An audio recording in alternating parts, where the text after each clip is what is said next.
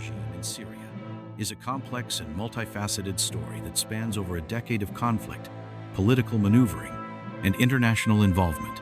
Here's a detailed account of how the regime fell. The Assad family had ruled Syria since 1971, when Hafez al-Assad seized power in a coup d'état. After his death in 2000, his son Bashar al-Assad took over the presidency.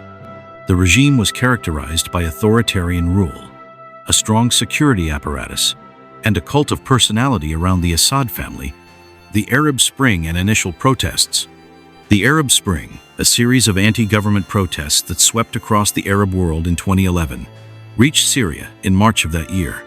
Peaceful demonstrations calling for political reforms and greater freedoms were met with violent repression by the Assad regime. The government's heavy-handed response, including the use of live ammunition against protesters, only fueled the unrest escalation to civil war.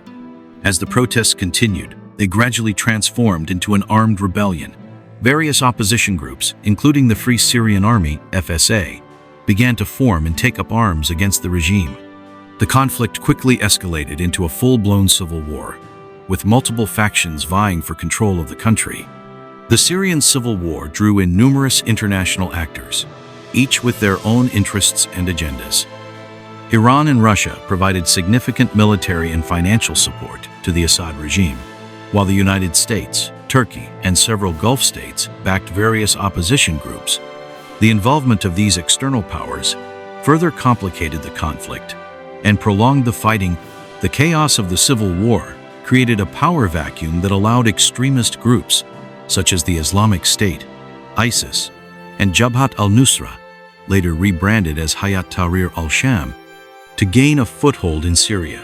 These groups not only fought against the Assad regime, but also clashed with other opposition factions, further fragmenting the anti-Assad forces.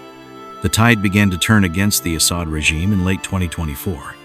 A coalition of opposition fighters, led by Hayat Tahrir al-Sham and supported by Turkish-backed factions, launched a major offensive against pro-government forces. The offensive, named Operation Deterrence of Aggression, quickly gained momentum and captured key cities, including Aleppo and Hama. The decisive moment came on the 8th of December 2024, when opposition forces entered the capital, Damascus, with minimal resistance. Reports emerged that Bashar al-Assad had fled the city and sought asylum in Russia. The swift collapse of the regime took many by surprise, including the opposition fighters themselves. Following the fall of Damascus, opposition forces declared victory and established a transitional government.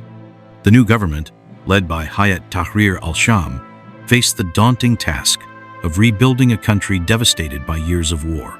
The international community watched closely, with concerns about the group's previous connections to militant Islamist organization. The fall of the Assad regime did not immediately alleviate the humanitarian crisis in Syria. The country remained deeply divided, with millions of people displaced and in need of essential aid. The international community, including the United States, extended partial reprieves on sanctions to allow humanitarian groups to provide basic services. The overthrow of the Assad regime opened a window for Syrian refugees to return home. Tens of thousands of former refugees made the decision to go back, but many faced significant challenges in reintegrating into Syrian society. The transitional government had to address issues such as economic devastation, infrastructure rebuilding, and ensuring the safety and rights of returning refugees.